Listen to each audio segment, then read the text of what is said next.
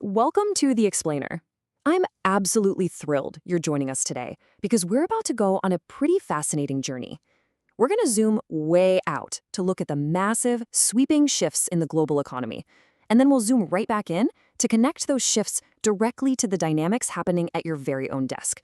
It's this incredible macro to micro arc, and honestly, it's going to completely change how you view your daily work environment. Let's get into it. So, here is our roadmap for today. We'll start with the age of globalization, move on to workplace diversity and inclusion, then we'll look at the Johari window model, and finally wrap up with navigating business ethics. Section 1, the age of globalization, the context. Okay, so let's set the stage here. Globalization is, without a doubt, the undeniable reality of our interconnected world. But to really grasp how it impacts our organizations, we kind of need to look backwards first. I want you to mentally step back in time for just a second and ask yourself, what was the world actually like before globalization? Think about an era where distance truly mattered. 150 years ago, a letter took literally weeks to cross the Atlantic by ship, right? Today, an email makes that exact same journey in milliseconds.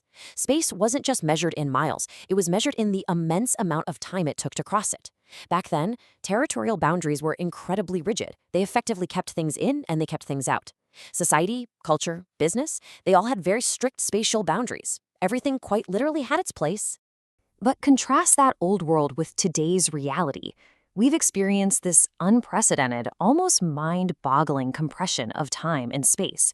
Thanks to the massive expansion of economic and social ties between countries and the spread of capitalist philosophy, the world is quite literally shrinking in economic terms. We're seeing a dramatic intensification of interconnections on a truly global scale. So, in the 21st century, we're living in what's known as thick globalization, and it rests on four main pillars. First up is extensity, which basically means our global connections have an incredibly wide reach, covering almost every corner of the globe. Second is intensity. This shows the strong connections and high level of dependence between countries for things like technology and goods. Third is velocity, which is the sheer incredible speed of these interactions. Think instant money transfers or global communications. And finally, impact, meaning these interactions aren't just superficial, they have deep, profound effects on our economies and cultures. Now, the really crucial point here is understanding why this shrinking world is happening so fast. There are three primary facilitators driving this velocity. First, we've got political and regulatory changes. Think the rise of international organizations, free trade areas, and common markets. Second are the technological improvements. Better communications and massive reductions in transport costs make moving goods, capital, and people easier than it has ever been. And third, the economic reality. Today, companies require such a massive scale of investment for research, development, and production that they simply need much larger global markets just to recover those investments. Section 2, Workplace Diversity and Inclusion, the Response. Okay, so we've established the macro global economy. But what's the organizational response to this highly connected, shrinking world? Well, it brings us right to workplace diversity and inclusion. Listen to this quote by Slotin Brown. Creating an inclusive work environment where people have a real sense of belonging is a prerequisite for diversity to thrive in organizations. This is so vital. It clearly establishes that simply hiring a diverse team, that's not the finish line. The true magic, the actual thriving of an organization, only happens when a real sense of belonging is prioritized. You see, there's a crucial distinction between these two terms. Diversity in the employment context is the collective mixture of differences and similarities. It's the individual values, backgrounds, and experiences we all bring to the table. Inclusion, on the other hand, describes the extent to which each person feels welcomed, respected, and supported. So think of it like this.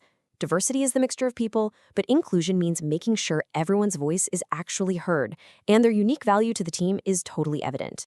And valuing this diversity is far more than just some corporate buzzword. It's a serious, tangible, strategic advantage, bringing four key benefits. First, it drives creativity by helping generate new ideas and improve systems. Second, it improves group dynamics by actively decreasing overconformity and keeping us out of that dangerous groupthink trap. Third, it boosts organizational effectiveness, increasing our capacity to deal with those complex global markets we talked about. And fourth, it accelerates team development by contributing to increased team cohesion. It's incredibly important to connect all this high-level theory right back to our everyday reality. So let's look at some real-time communication swaps to foster that inclusion. It's all about respecting and appreciating differences in our daily language. For instance, instead of asking, "Do you speak Indian?" a far more inclusive approach is simply, "What languages do you speak?" Instead of saying something like, "You're pretty articulate for a Hispanic person," just say, "I like the way you phrase that." And instead of grouping individuals with phrases like, "Your people are smart," try saying, "Let's talk about using your expertise here." It's really just about recognizing the individual without making any alienating assumptions. Section 3, the Johari Window Model, the tool. Now that we understand the absolute necessity of diversity and inclusive communication, we need a specific relational tool to actively build these multidisciplinary teams. Think about your own desk and your immediate colleagues for a second. Leveraging our collective differences is a prerequisite for productivity in modern global markets, and doing that requires a ton of psychological safety. This is where the Johari Window Model comes in. Organizations can use it to build authentic, inclusive relationships by actively diminishing an individual's blind spot. The things others see about them that they just don't see themselves. It's kind of like having spinach in your teeth, but for your personality. You want someone to safely tell you it's there, right? We also want to reduce their hidden area, the things they intentionally hide from others. By safely opening up these areas through feedback and shared discovery, teams build the deep psychological safety necessary to truly leverage their diverse perspectives. Section 4, Navigating Business Ethics, the guide. Finally, as we navigate this thick globalization with our diverse, newly integrated teams, we need an overarching set of rules. Now, it's incredibly easy to confuse ethics and morals, but thinking of them through a metaphor distinguishes them perfectly. Ethics are essentially the external rules of the game in a particular setting. Think of a medical code of ethics that professionals must follow. It's an external, social system. Morals, however, are the internal, personal compass that guides an individual's behavior. They are rooted deep in someone's own internal beliefs about what is right and wrong. To put it another way, ethical behavior is uniform and generally related to professional work. It's guided by the conduct of an organization or a field of study. Moral behavior, on the flip side, isn't directly related to professional work at all. It varies widely depending on different cultures, societal norms, and religions. So the really crucial point here is that when we talk about business ethics, we're relying on an external, agreed-upon professional standard. Crane and Matten define it as the study of business situations, activities, and decisions where issues of right and wrong are addressed. What's totally fascinating to remember here is that because the world has so many different ethical systems derived from different religions and cultures, highly ethical business people can still have completely different opinions about what is right based on their personal moral compass. Ethics provides the unified playbook for the entire organization to follow, regardless of individual morals. And based on their strategic posture, firms generally fall into one of 4 categories when it comes to ethical issues. First, you have ethically dependent firms, like charities or fair trade shops, where their ethical standing literally is their main product.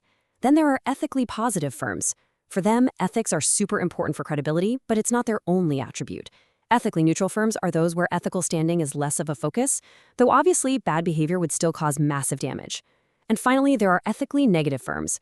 These are businesses perceived by the public to have negative ethical connotations inherently attached to what they do.